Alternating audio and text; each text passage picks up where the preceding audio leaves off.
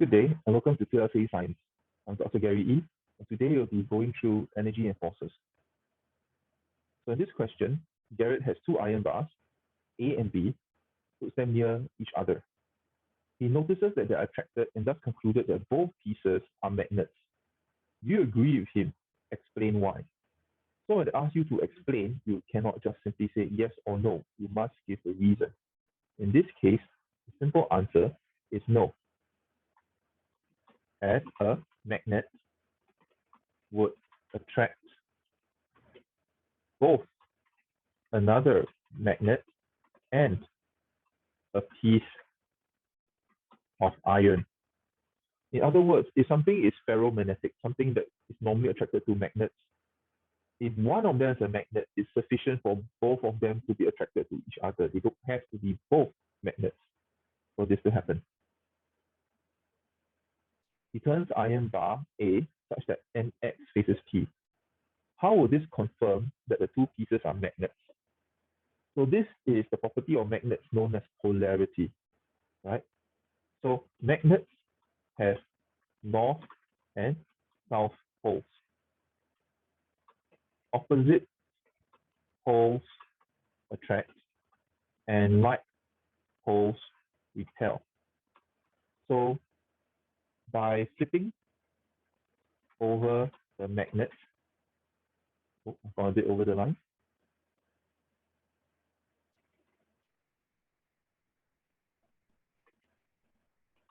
We can demonstrate that they now repel each other and confirm that they are both magnets. In other words, by using polarity, we can conclusively prove that they are both magnets, not simply one piece of iron and a magnet, since this would not happen if this were true. Only two magnets can create a repulsion force. State one way in which a magnet may lose its magnetism. So a bit further beyond the PSLE syllabus, magnetic fields are created fundamentally due to the alignment of magnetic domains. As long as you disrupt this alignment, you disrupt the magnetism. So the easiest way is by heating, applying force to the magnet, or using an alternating current solenoid. In other words, heat will disrupt this alignment, so will physical violence. So if you take the magnet, you bang it on the table enough times, it will cease to be a magnet. An alternating current solenoid will keep flipping the domains to and fro until they lose alignment and are no longer a magnet. So how do you gain magnetism? So this is a phenomenon known as magnetic induction. There are two simple ways.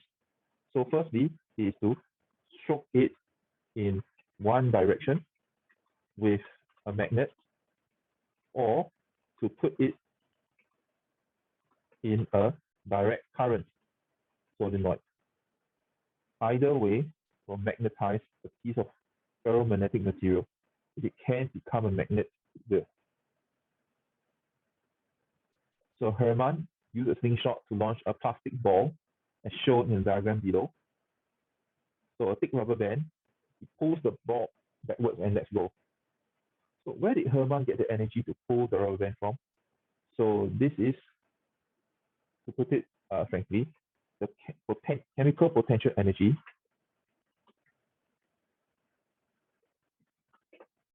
in his cells. So you should not overthink the PSLE. It's possible for a very advanced student to answer respiration in his cells or bioenergy.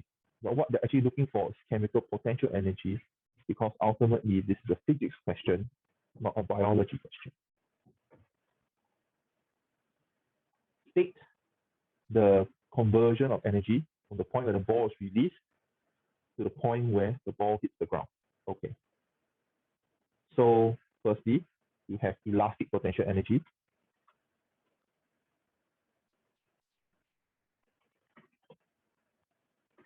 So this is the energy of the stretched rubber band.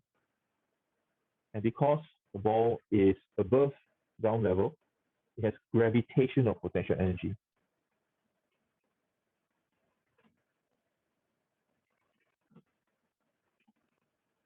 So this is converted in flight. So when the ball lands, it has kinetic energy, the energy of moving objects.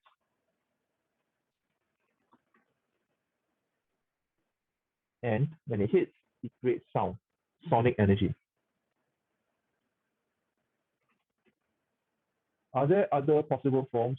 Yes. It's possible to gain, for example, a certain degree of thermal energy in flight due to friction in the air. Although for a system this small, for a ball, flying just a few meters, this is very unlikely. The amount of energy is negligible.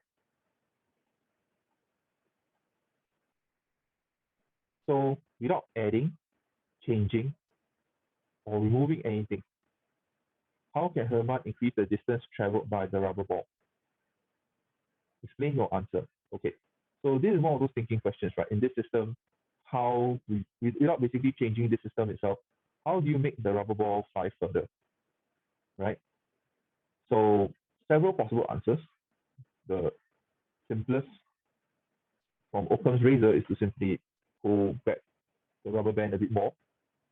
Another is to aim the ball a bit higher. Yeah. So rather than aiming it straight, you aim it a bit up to create a parabolic arc. Either of these are rational answers and acceptable in the PSLE. In other words, you should not be able to like basically change the rubber band, get a heavier ball. No, these are not acceptable answers. So easy one is of course pull back the rubber band further. Another is to aim the ball up at an angle to create a parabolic arc. So both of these are something that many school children actually know, or at least school children from my generation. I understand that not everybody plays with slingshots nowadays, but we know that if you aim something up a little bit, it will arc. So this is something that you will learn only in junior college, or at least in the mathematics of it. But yet, PSLE students will know that it happens, not necessarily how to calculate it. So this is one of the core tenets and facets of the PSLE.